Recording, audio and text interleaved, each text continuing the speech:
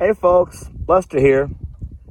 I come home from work today and I noticed that the guys who'd been doing the hay have all finished up. They came over here a couple of days ago and they cut it.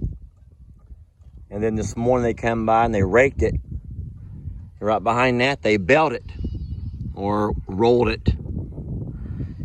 What I have over here in front of me, folks, 38 rolls of hay. Daniel came by, my brother. We call him Uncle Dan. Him and his granddaughter came by and helped pick it all up out of the pasture, and they brought it over here and they started stacking it up for me to make my life a little bit easier, knowing that I'm back to long days at work.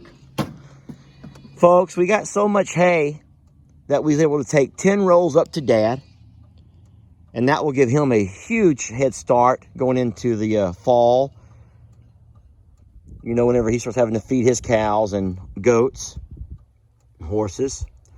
We have enough from this cut, folks, that it's going to give us all that we need for our babies.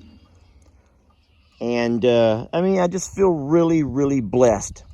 You know, we got that first cut a couple of months ago, and we only got 20 bales off of it. 20 rolls.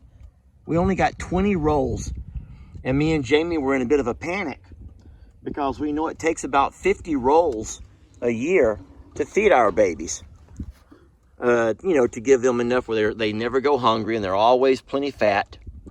And so when we got 38 off of this one, it was just a huge blessing. You take those 38 plus the 20, and we got it cut so early, the guy was able to come out and cut it so early that we're actually hoping to get a third cut on this field. And that in itself is just a huge blessing. We're going to have enough hay for me and my dad, for all of our babies. Now their animals are fine for now. If you don't know how the process works, the animals eat the green grass during the spring, the summer, and as far as they can up until the fall.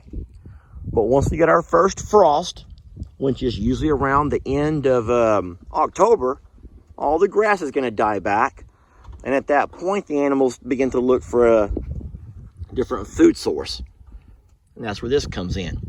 This is heavily fertilized, very nutritional, very nutritious hay. It's this field that's been cut, dried, and rolled. It's full of energy, and it's going to provide the animals the roughage that they need, along with a little bit of grain that we feed them. And they're going to stay nice and healthy until the grass begins to grow again next fall or next spring. I'm not only talking about the blessings of the hay, but I sit here in my tractor and I look across at the cemetery we did, the little pet cemetery.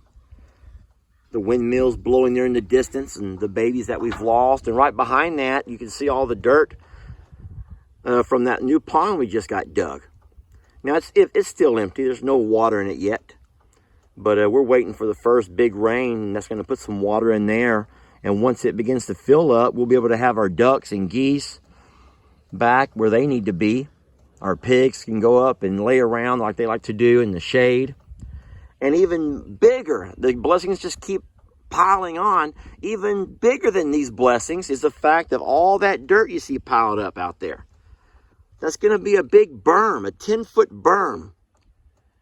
And what that means is it's going to be an elevated 10-foot, I don't know what other folks around the world call it, a levee, a dike. And so if we do get eventual flooding, and we will, we live a mile, folks. We live 1 mile off a major river here in Texas. And there's going to come a time where that river is going to overflow its banks again. We know that. And if it does get to the depth that it's gotten during Hurricane Harvey, guess what? We have a place, a 10-foot berm where our babies can go, which is going to give them a 10-foot more better fighting chance than they had during Hurricane Harvey flooding. Anyway, I'm just sitting here, and I like to sometimes just stop and think and talk about my feelings. And today I'm just feeling really blessed. There was a lady at work yesterday telling me some stuff going on in her life, and she doesn't know anything about me. She doesn't know anything about my story. But I sit there and I listen to her, and without going into details, I just kind of reminded her that life is ups and downs for everybody. And right now, we are really living in a really good place here at I'm a Survivor Sanctuary. The animals are healthy and strong. We have an amazing hay crop. We have a brand new ecosystem being worked on over there for our pigs and our ducks and geese and for whatever little other critters may end up using it. We have a safe haven for future flooding. Anyway, life is really good right now, and I just know that this would not be possible without so many folks who love and support us. And for that, I just want to say thank you.